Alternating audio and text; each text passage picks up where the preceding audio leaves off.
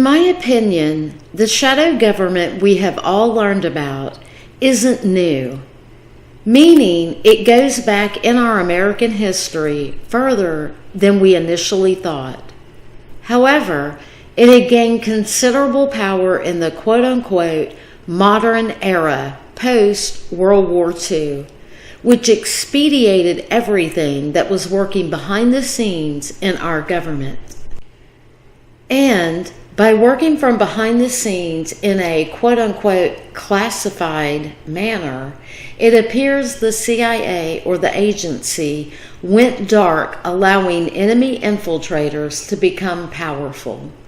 So much so that the agency was giving orders above and equivalent to the executive branch, all without the knowledge or consent of we the people.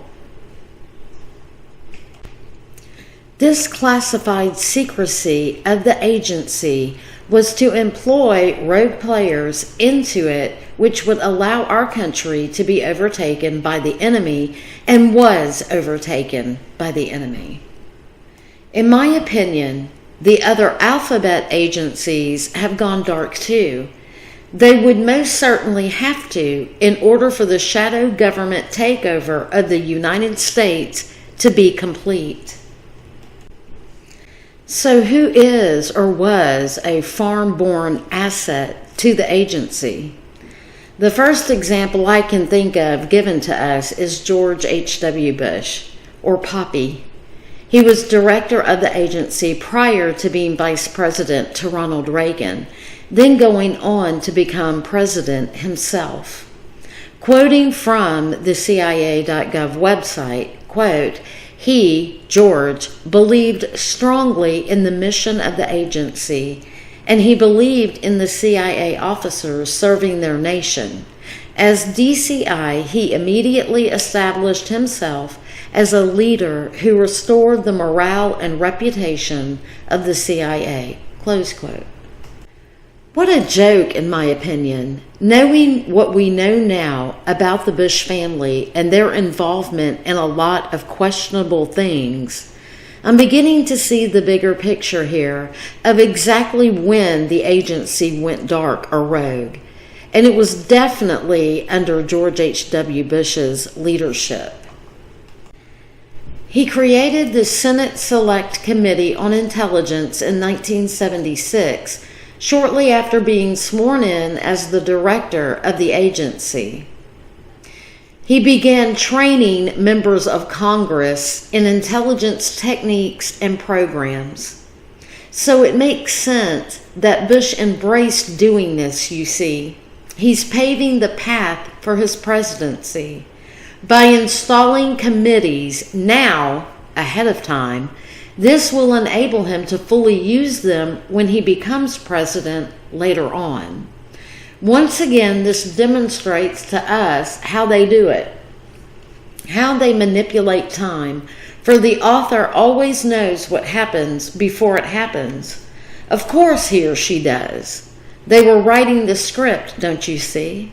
Bush was installing rogue elements that he would use to full capacity whenever he becomes president.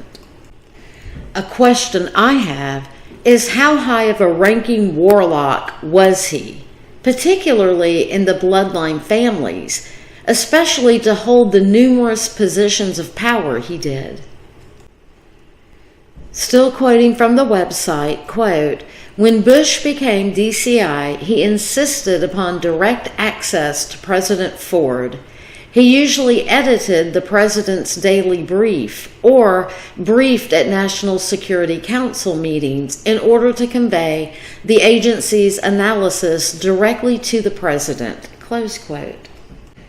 The changes that Bush is implementing are the changes giving the agency much power, direct power, especially in the Oval Office. Quote, "When Bush became the 41st President of the United States in 1989, he made a CIA briefing his first order of daily business in the Oval Office.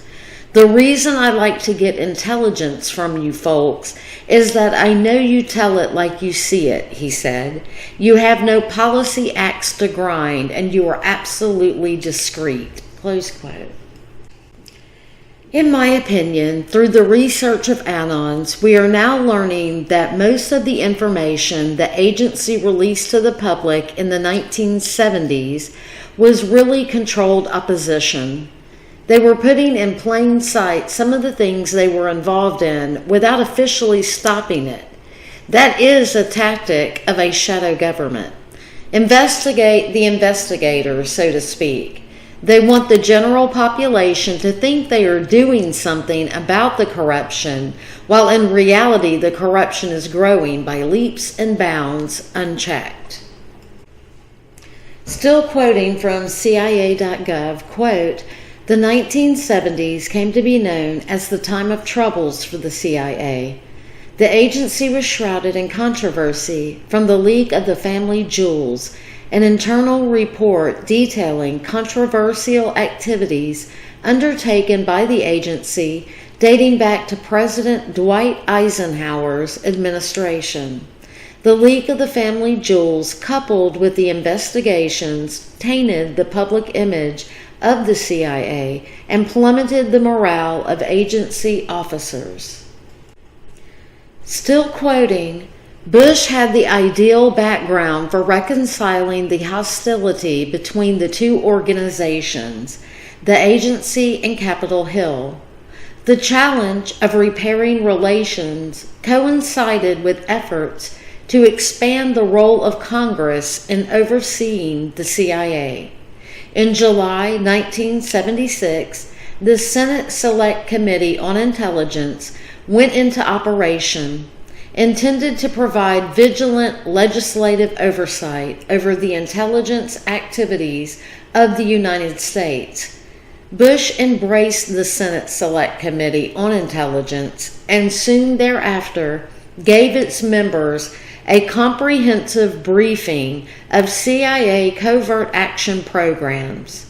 Agency officials also educated the committee members about intelligence collection and production.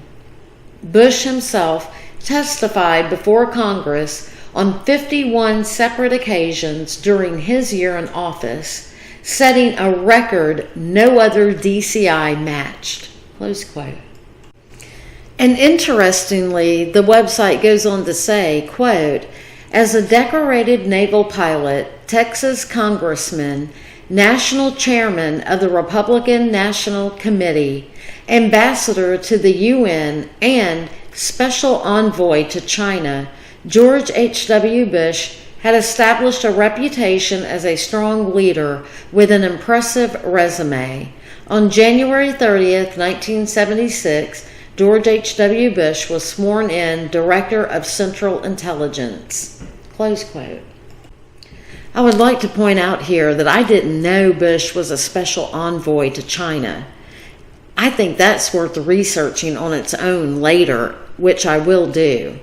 And lastly, it goes on to say, quote, "George H.W. Bush served as Director of Central Intelligence, DCI, from January 1976 to January 1977, just 10 days shy of 1 full year. Though his tenure was limited, his accomplishments were many, and we are grateful to have served under his leadership." Close quote. Considering what we know, most of these statements are very revealing about just how much dark power these individuals of the shadow government had or have. More importantly, we have learned how these bloodline families are interconnected to this shadow government and the heads of states, nations, and kingdoms. For this is what has truly been and is a Game of Thrones. Oh, there is so much more to come.